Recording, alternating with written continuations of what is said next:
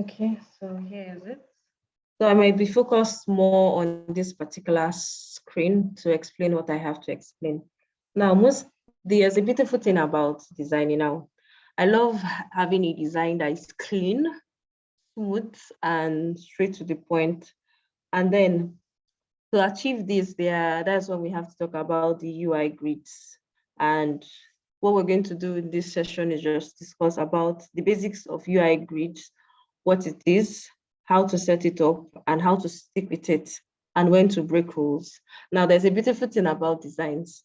We have so many laws and so many rules guiding design, but then we can break it. But in breaking the laws, you have to be more technical and you have to be, let me use the word, you have to be smart about breaking the rule. I think you'd have heard it so many times that you are free to improve on a design and make it better. Then when you have to break a design rule, you break it in such a way that it doesn't feel strange to your users. It's something they can adapt to and then have no fears.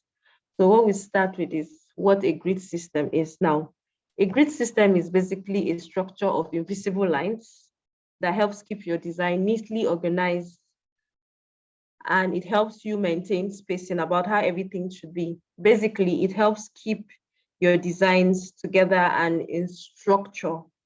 So now they help us create this sense of freedom and spacing, and they allow us play with our layouts. So let's talk about terminologies. So looking at this screen, first off, we're starting off with, you would have to note that your grid system is made up of columns. Now, when I say it's made up of columns, okay, sorry about this. Okay, so your grid system is made up of columns. When we talk about grid systems being made up of columns, we're talking about these lines. Okay. Let me go to design mode so that I don't have to stay here. Okay, so this is design mode. So we're talking about them being made up of columns. Now, looking at these columns, you would understand that columns are the lines that run from top to bottom, and they are exactly the same size. Now, next up, we have the gutters. Gutters are the spaces between the columns. So let me just zoom in. So this particular space here is what we call the gutter. Now, gutters help us dictate the spaces or the layout we have within a design system. And last of all, we have the margins. The margins is the space that exists at both ends of your project. What margins do is they help create this space so that you know where you're designing it now. That brings us to where we arrive at the industry standard for the grid system. Now, you've heard about industry standard, where we get to talk about 12 now. Every designer will tell you that there is an industry standard, and the industry standard is when we use the 12 columns for designing. So when we use the 12 column grid, this is what it does for us in our project. It helps make the project evenly spaced, and this way it is it is easily divided. You can divide it by 3, you can divide it by 4. So, and then there's something about this 12 column, it helps you make your design responsive. Now, in setting this up, I believe you can see my layout grid. Here you have the counter, we have 12, and then our margin is 100 and the gutter is 24. So you should note something about this. Now, some people might say that having this 100 space for margin is too much. This particular screen we're using is a grid screen. It's a desktop screen that I think, okay, it has successfully been reduced to 1 to 40.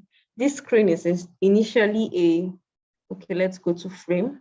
The original screen is a desktop screen where we have 1440 by 108. But when you design for 1 to 40. The reason is that you want, by the time you display this design, everybody will be able to flow with it. Even on your phones, when you have your mobile phones, you notice that there's always a space at the edge, and this is why. Now, I would move further to explain that you move from a 12 to a 4, a 6, or a 8. Is then depending on what you're designing for. And then this is something I got for the community because I didn't want to go through the process of designing all over again. You'd notice that this particular designer, at a point, he used 150 for margin. Why? We're trying to maintain this particular space in the middle. And whenever you have to set your margin, or you have to, let's say, whenever you have to create your grid, there's one thing you note. You might have been using it and just using it for using sake. You always have to set to stretch. So what stretch does for us here is that when you're creating a responsive design, it's easy to use stretch, because with stretch, if you notice, if no matter how I pull this design front, left, back, it moves. I'll be able to arrange my items in it. So let me take it to the original size. So no matter how I move this, it's going to move. Unlike when I set it to center. When I set it to center, what happens is everything moves to the center. See what happens. That way I won't be able to arrange what I want to arrange in such clear hierarchy or make things I want visible. So taking it back, same thing happens when you change it to right. Same thing happens when you change it to left. So more appropriately is just leave it at stretch. Stretch allows you to do a lot of things. Now you might want to ask me and say, what about for Android? Now for Android, your layout changes. Now for me, I use an 8, but some days if I don't want to stress myself too much, I just go with a 4.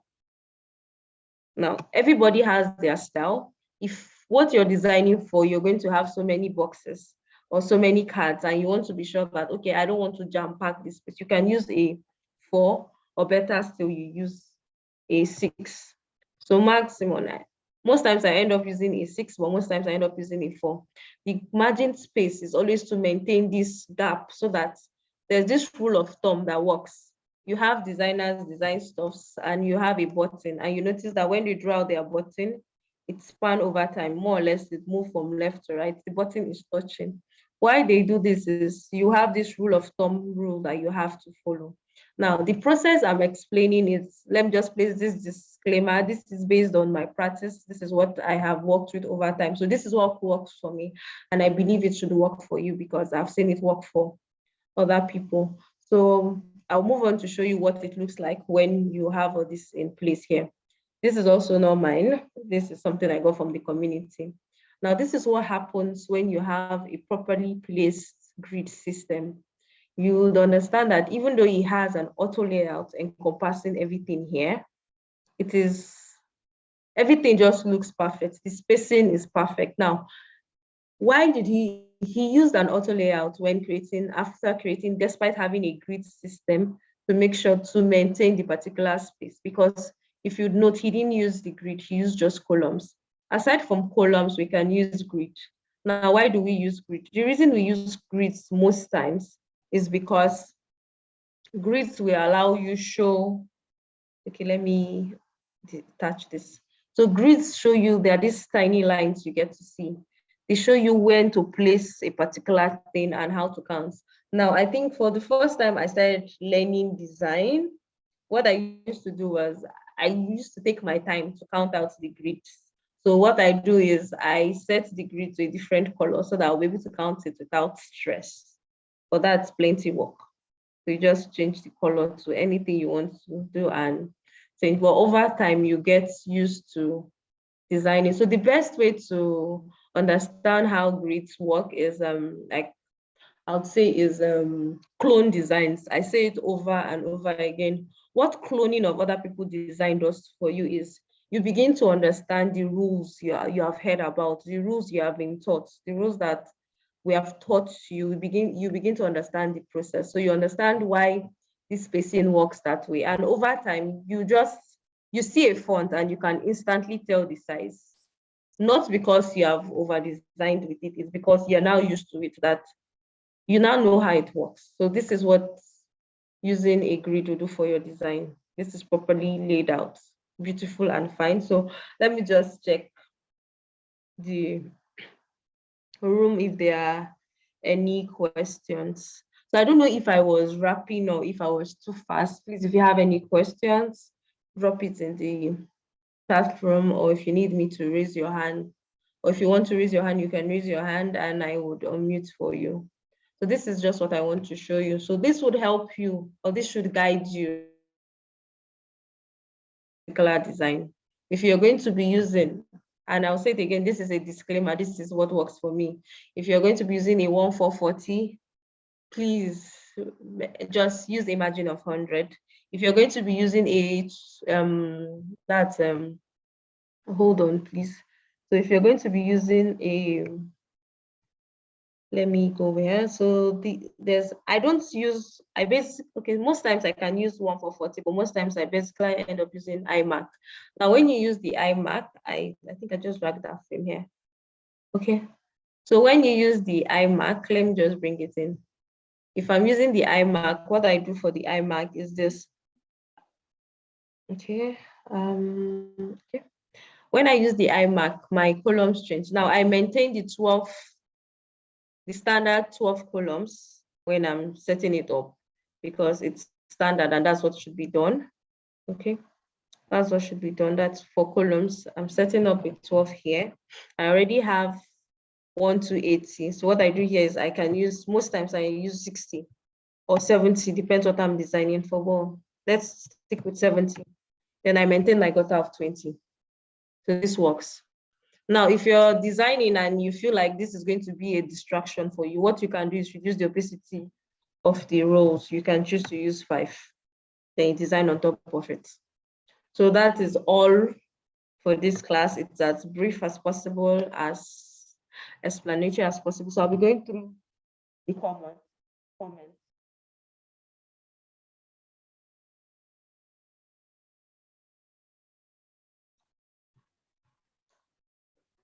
So someone says, how do you know when to keep off the margins?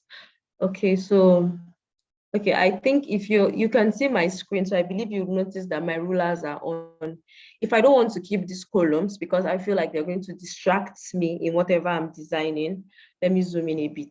So this is what I do. I just drag rulers. Now the rulers tell me which space I'm designing within, where I'm designing, because in design you have to design within a particular space, so your designs they follow each other and you can establish your hierarchy. So I have this line, the ruler here, I've drawn my ruler there. I'll drop the next one here, then I switch it off. So I know that whatever I'm designing has to be within this space.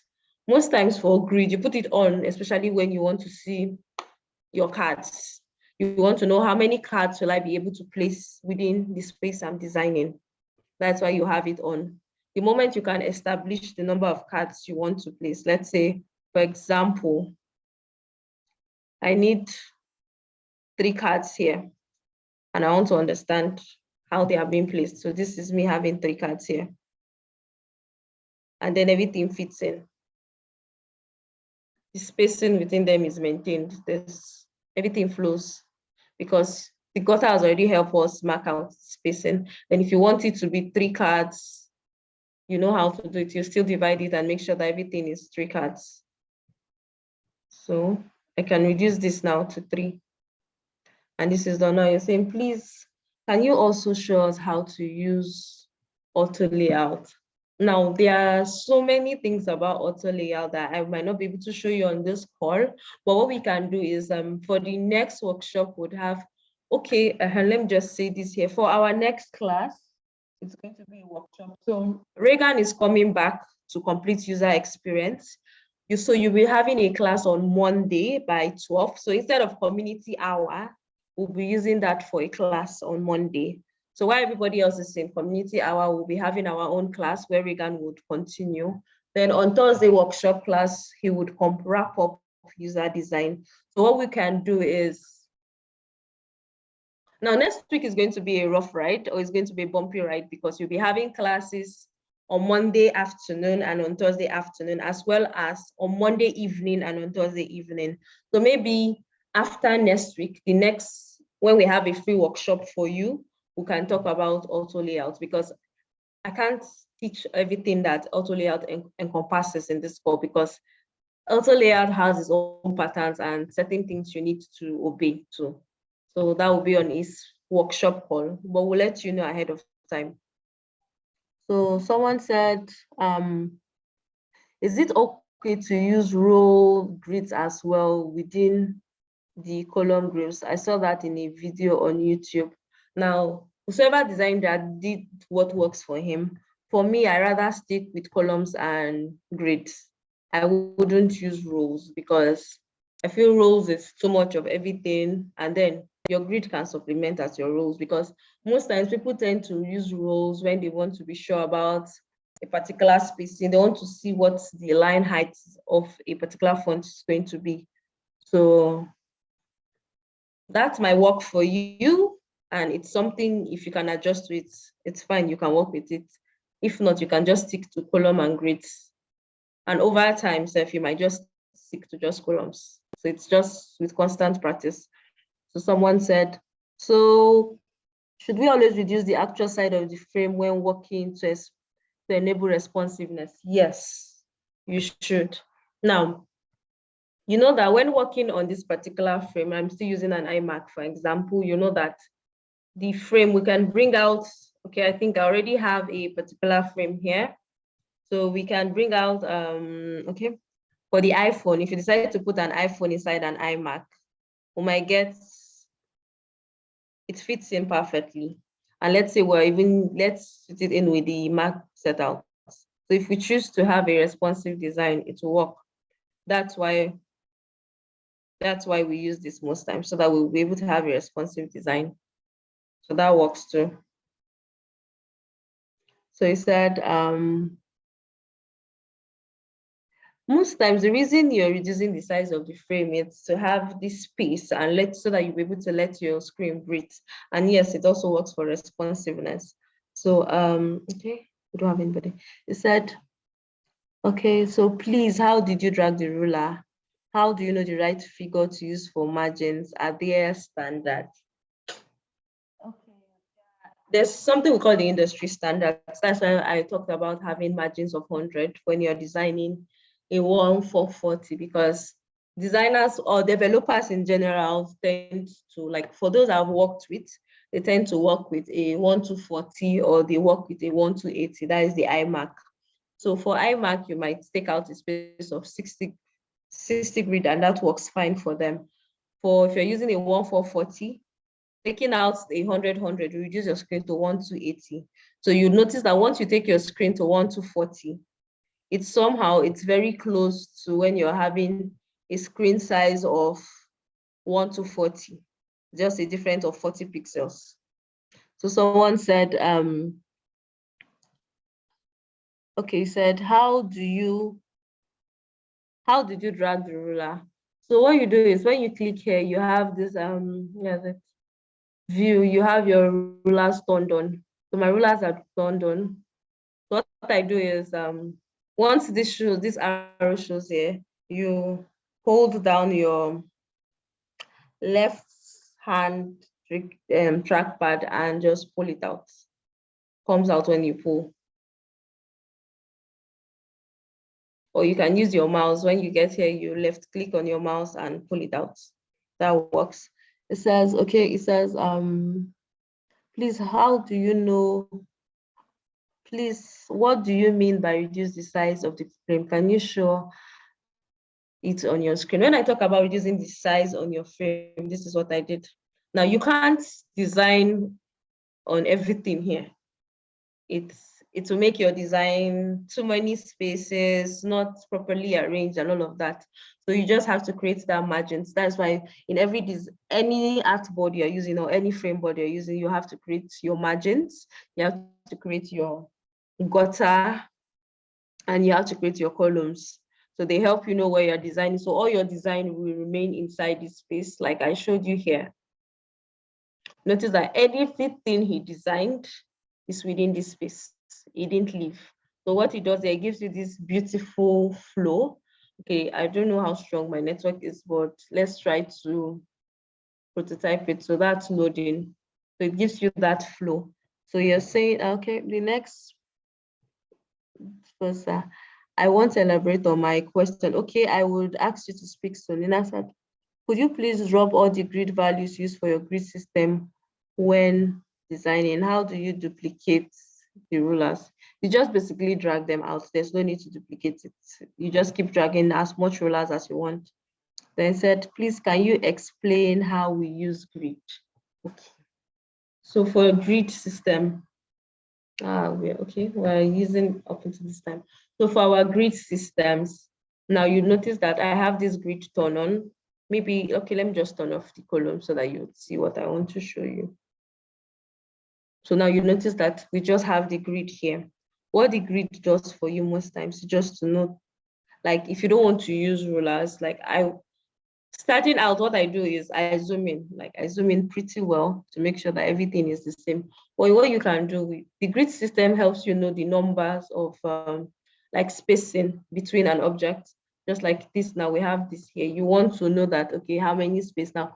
Most people tell you to use 8, but this person, if we decide to count what we have here, we have a 1, 2, 3, 4, 5, 6. You use 6. So you know that, okay, the space I have here is 6. So it means that the spacing between last project and this card too would also be 6. I think that's what was done here too. 1, 2, 3, 4, 5, 6. Exactly. So the spacing is always 6. It's just for you to maintain the number of space and to know where they sit on when you use your grid system. But if you don't want to go through the sense of counting all of this, what you just do is you have one card. You want to be sure that everything is properly aligned. Draw your ruler. You can draw your ruler from top to bottom and from the sides. So this is what you have. This is done. Then, okay, let me see any other question. How can we use it to replace spacers? It's just use it for, you just count. And I think that's stressful. Instead, what you do is, okay, that's why we have auto layout again, because if I decide to break this, okay, if I take off this auto layout, what would happen is we want to maintain a particular space. We already have this group. Once you put an auto layout on it, it gives you that space. You notice that the spacing between it is 48. You know that the next time you're going to have this again, the space between this and this, by the time you have an auto layout, will still be 48. It's still 48. So it helps you group everything together. So Esther, you can go ahead and ask your question. You can unmute yourself now. Okay, hi. So, can you hear me? Yes, I can hear you. Okay, so what I was asking about was, for example, can you scroll up a bit? Okay. Where we have discover, design. Yeah, so where we have discover, it stayed away from that ruler line. The one on the left, yes. But when he designed or typed in the latest project, it was directly starting from the line. So like, how do you know when to keep off certain places like the line? Like, why wasn't the discover and the text underneath? Why wasn't it also starting from the beginning of the line? Oh, okay, all right. So what happened here is it depends on your wireframe and what you have in mind. Now, the designer that designed this would have easily chosen to have this here. But he also noted that he wanted to have 2 things on this particular line. So if you notice, he has latest projects by the side, then see all projects here. So you have to create a forefront where you make things easy. So that's why it's here. So most times it's just dependent on you and the view you want the users to have. Okay. All right, thank you. All right, okay. So this is Jaden, you can unmute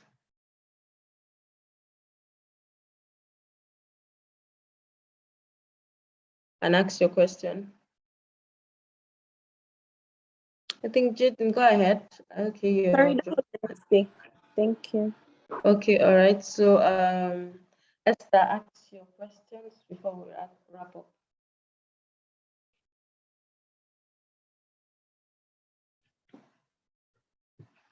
Hello. Esther, do you have any questions? Okay.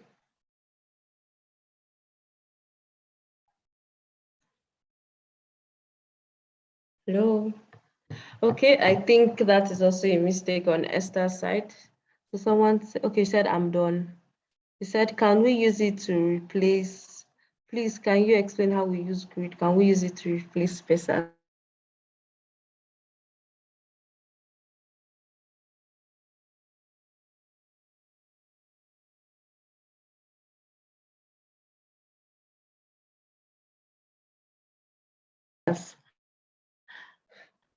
We can't use it to replace spacers, but we can use them interchangeably. So that choice is yours to make. Sorry, okay, said, okay, one more question before we get said, please back here. So your artboard is short, you need to expand it. What you do is when you have this arrow connection, yeah, okay. Can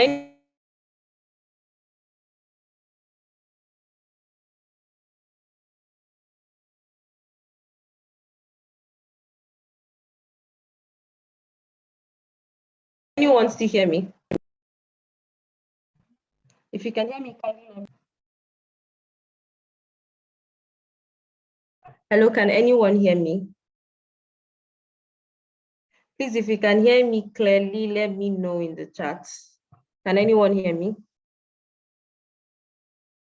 Okay, sorry about that. I'm saying it's breaking. Is it better now? Oh, okay, all right, thank you. Okay, sorry about that. Okay, so someone said, how do you, okay, let me show you. So we already have this here. This is our artboard. So to increase it, you click on it, you have this arrow down, you hold down your shift button and drag.